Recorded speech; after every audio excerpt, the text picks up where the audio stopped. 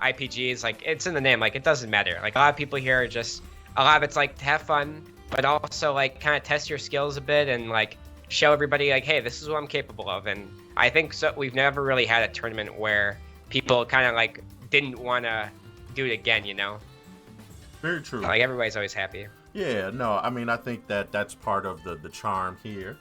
Next, we're actually getting ready to have somebody hop in place of the match we originally had set, which is going to be J2 Toxic versus Jestdoki coming up next. We actually lost a player, I think, so I think Anyone Can Cook is going to be going forward to play RP4. Let's take a look at the bracket real quick.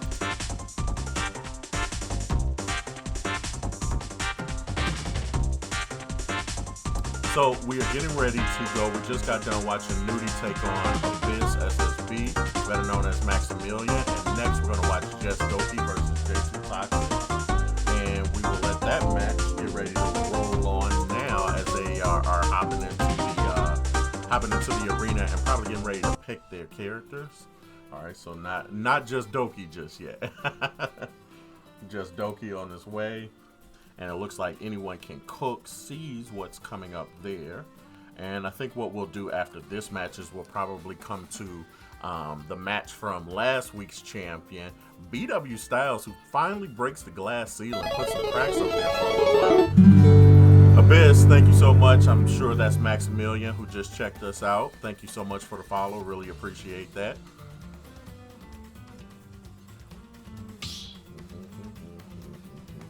Also, want to give a quick shout out to Solidus Hedgehog, who is still our stream boss right now. As you guys can see, that $50 went well to Buckets Game Zone. I was really glad that we were able to donate that money in honor of Women's History Month.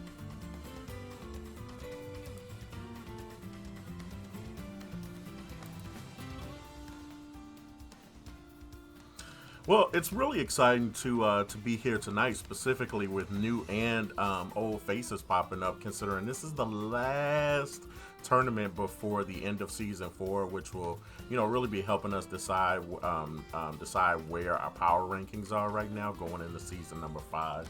And, I'm pretty excited to kind of kick off for Season number 5. As much as I like doing what we did here at the beginning, I really didn't get the opportunity to do some of the fun stuff that we did to close out last year.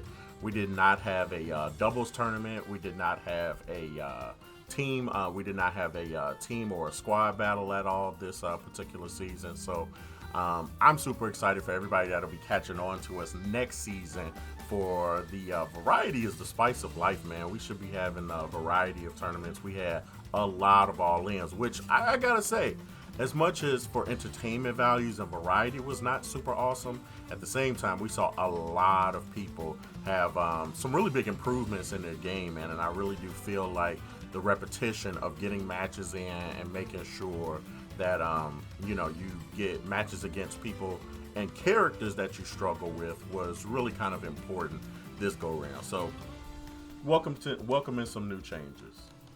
I agree. I think that this has kind of become my favorite, Thursday night entertainment, if you will, in a sense, because we saw a whole storyline kind of come out this season with BW Styles kind of just really blossoming from seasons and seasons of practice, and yeah. I think that it really it finally came, and what better than a perfect time of the last tournament too, to prior to this being number one and finally taking it. And I think that it'll be exciting to see what happens in this last one. And I think it would be really cool for next season for a crew battle that we could try and pull off a Civil War style crew battle. Okay.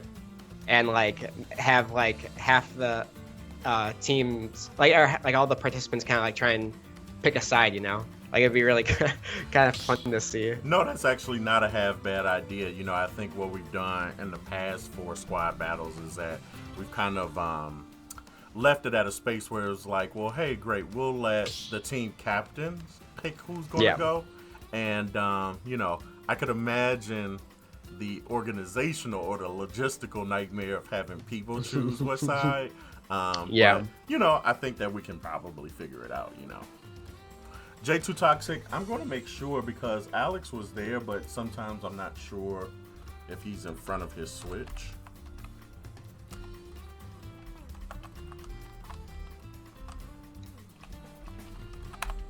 Plus, I did kind of spring this matchup because we had a person drop out in the mix of all of those things, so comes with the territory.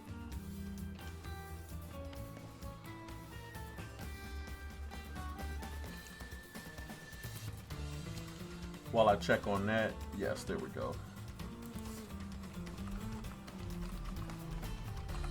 I don't know if people got a chance to check out, but I did make an announcement for our Rocket League tournament happening April 17th. If you guys are a part of the Discord, you will be able to see, of course, the new Rocket League channel and the new Rocket League role you guys can add yourself in. And yes, it looks like Alex is coming now, J2 Toxic. Lex.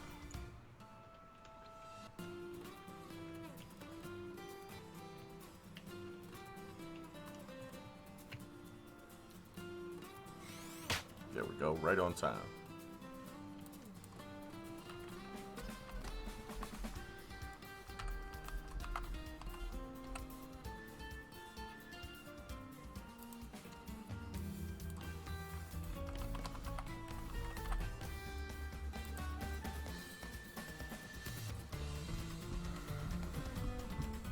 And I'm assuming he's getting ready. Yeah, it looks like Alex is giving them stage preference to just make sure that they get started and make it happen. Yeah. I'm sure, like, once you get to a certain round or so, it's kind of like, I don't care. What do you want to do, you know? And like some matchups, even like if you know like kind of roughly who they're gonna go, you can kind of just be like, man, like my character either just doesn't do well against you at all, so you pick, or even just like let's just go PS2, man. Yeah. All right, Ike, yeah, Luigi, pretty interesting. I kind of expected just to pull out the PT, only because I feel like all of Jay's characters do kind of good against Luigi, and we are seeing the PS2. Jay, we've seen his Ike, we've seen his Snake, as well as Sephiroth, maybe? We probably got an input issue right there. Yeah. I think maybe a little frazzled with the fireball that Just may have thrown out there. Kind of like just didn't expect it. I kind of figured his sword may have been able to counter that, but there we do see the super armor priority of that up B from Ike. Ooh, low profiling that, but then getting hit as he tries to dash attack with Luigi's down B. Ooh. Unfortunate for Jess. Going for the fully charged side B, also getting the luck of the draw, and he got the misfire, the super powered bullet. I'm not sure what the name of that thing is. People call it misfire and like Super Luigi, and it's like, just pick a name. Yeah. I don't know what it is. You just got to give commentators something to say. Yeah, I know, right? Something cool sounding, you know? Super Luigi kind of sounds really sick. And we see Jess going for these grabs. I know at this percent, he's looking probably for that down throw into down B that he always likes to get. Let's see if he goes for it. Oh, goes for back throw instead. At kill percent, knows that he can get the kill there. At 150, yeah, that makes sense. Luigi has some really decent throws in this game compared to some of the older ones. Ooh, that was just two really kind of rough situations for Jest. Got out of it, knew he had to hold shield there, but knew he was also safe to do so, because sometimes like you'll see people hold shield on something like as damaging as Ike F smash, and like they just get their shield broke because it was just too powerful, you know. But there we go. We see him going for those down throw down Bs, and ooh, trying to get the reads. We're just seeing Jay not get that F smash yet. It is slow, so it's like at the same token, like as long as you're playing a bit patient, you just won't get hit by it. But back throw, no, goes for down throw, and then down B, and that's gonna do it. Luigi tornado taking care of that one. Yeah. Luigi wins.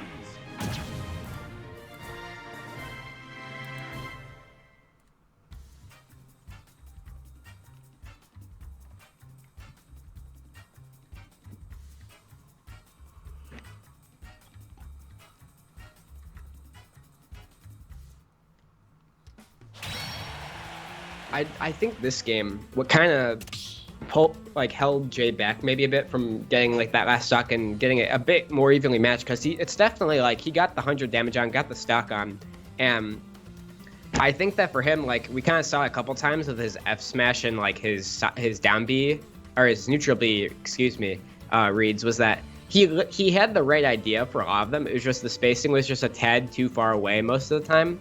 And I think that like he was doing a good job of getting the reads he needed. Like, because even then, Jest was on the platform, realized he was in a really sticky situation, held shield, and then just was like fine.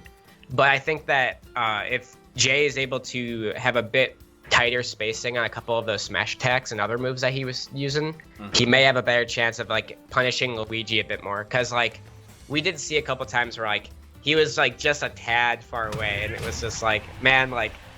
It's like getting like a foul ball or something in baseball. It's like you literally hit the ball, but it just doesn't pay off, really. Yeah, not in the long run. Yeah. We're seeing same characters, no switch to Snake for Jay, nothing from Jest. And same stage. Fair. I think that for both players, neither one necessarily minds too much. Nothing crazy happened this match, so I think that like stage really wasn't a problem with it. Ooh, in these counter reads, rolling through, forcing Jest to kind of throw out these jabs and these F smashes, trying to get something. And for Jay, he knows that he can punish Jest off it, because he knows between his up B as well as his down B that as long as he tries to hit Luigi and counter them with it, he will get those types of confirms and those types of punishes. And now we're seeing Jay is definitely more on the money. Ooh. Super Luigi, not going to do it. Doesn't get as far as he would have hoped, but that down throw, down B, such a crazy thing that Jess has been getting on pretty much everybody he plays against. Nice dash attack. Let's see if it works this time. Ooh, similar situation to last time, but this time Jest is making it back, using his fireball. Kind of nice in a way. Instead of like running in and getting hit with that, especially because that disjoint and the fire just makes it super hard for you to physically like punish that Ike neutral B. We do see hit him with the cold crown. There it is, and that's gonna kind of dampen the speed for Jay, but not looking too worried. Does get the stock, does a little ton I think there, unless that was the idle stance. I can never tell sometimes, but ooh, there's the up B again. Nice, 21%. Ooh, gets the up smash. Keeps going with these up airs and down airs. Finally gets thrown out.